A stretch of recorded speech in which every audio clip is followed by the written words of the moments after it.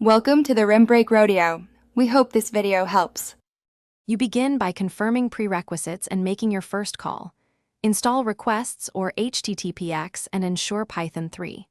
8+, then set your API key in an environment variable so secrets stay safe. Once done, open the API docs to identify the endpoint, required headers, and rate limits. Now write a small script that sends a get with headers and query params and prints the JSON. This validates connectivity and returns the raw structure you will parse next.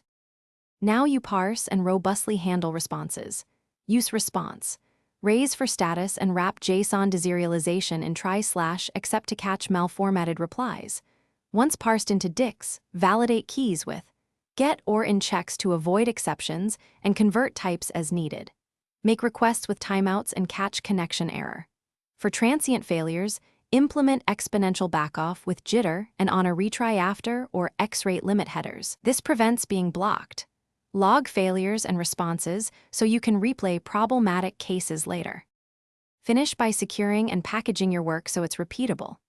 Move API keys from local files into environment variables or a secret manager, then wrap request logic into functions or a small module and add basic unit tests that mock responses.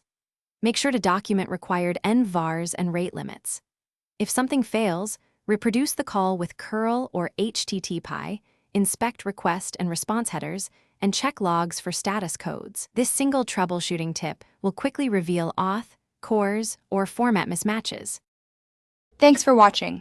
Consider subscribing if we helped you.